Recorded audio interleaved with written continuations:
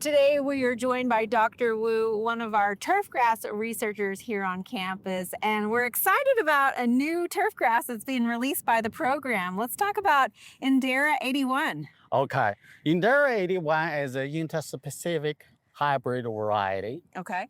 This grass is for improvement, several important traits. First important significant improvement is drought resistance. Okay, so we won't have to water our yards as much. Yes, absolutely. Like this nursery, we established 2023, 2024, 25, this is 26, already 3 years old.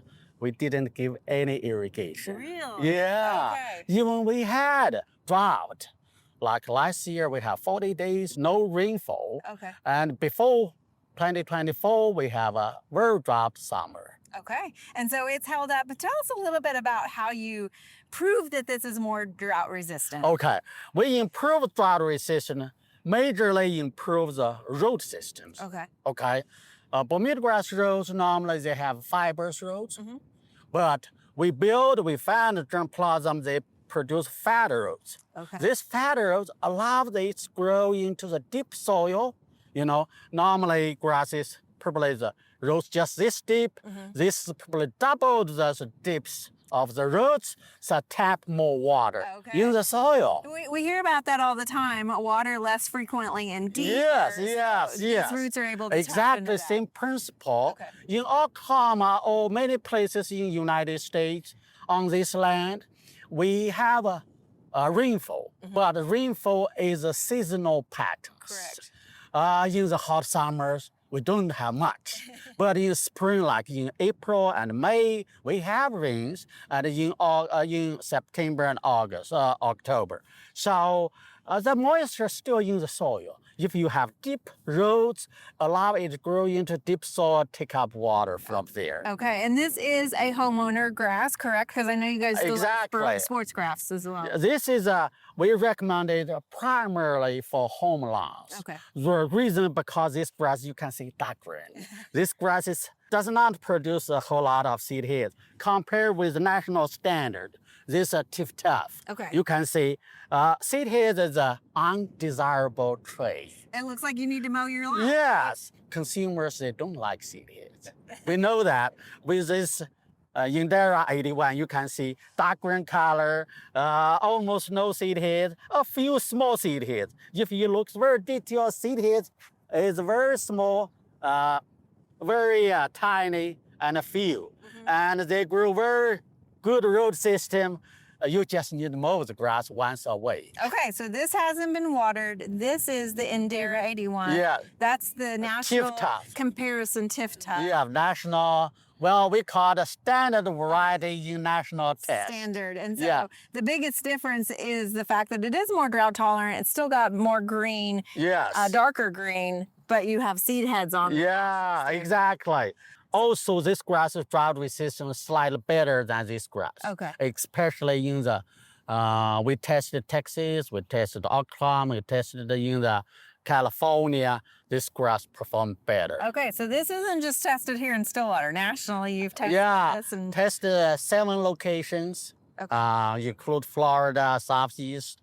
In the Southeast, this grass performed very well. Okay, so let's talk a little bit about the specifics of this hardiness zone. I know we're kind of in that intermediate. Oh, that's a good position. question. That's a good question. You know, one important thing for the transition zone is winter hardness. You know, some winters we have very cold and low temperatures. If we don't have very hardness, they will get winter killed. Yeah. That's a big loss. We started testing in 2020.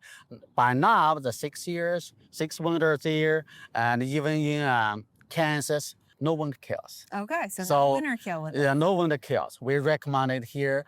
Spring green up early. Okay. And also this grass is stick green color in the fall, late fall. Oklahoma State University exclusively licenses grasses to a company they call Salt Production Services. Okay. Salt Production Services already licensed salt producers like Griffin Farms in Oklahoma, and several other farms in Oklahoma have interest in this grass, also in California, in Texas, in Virginia, and Georgia. So you're going to buy it as a sod grass or sod, sprigs, plaques like this. Okay. These are plaques. Okay. Well, I know this was a big project and a big release from a nationally known program here at Oklahoma State University. And you've got a couple of other exciting things coming up. We feel very excited this year because 2026 FIFA World Cup, Soccer World Cup, and 6 stadiums going to grow Bermuda grass. And 5 among these 6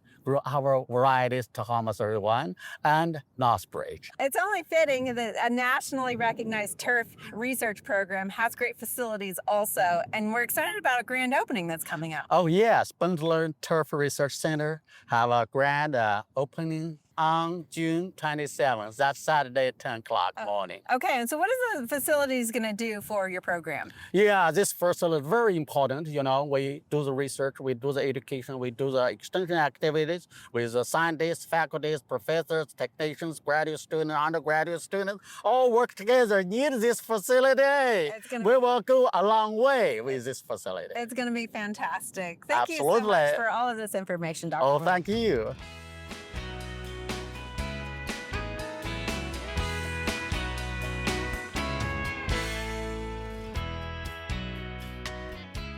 We hope you enjoyed this video as part of our Oklahoma Gardening YouTube channel.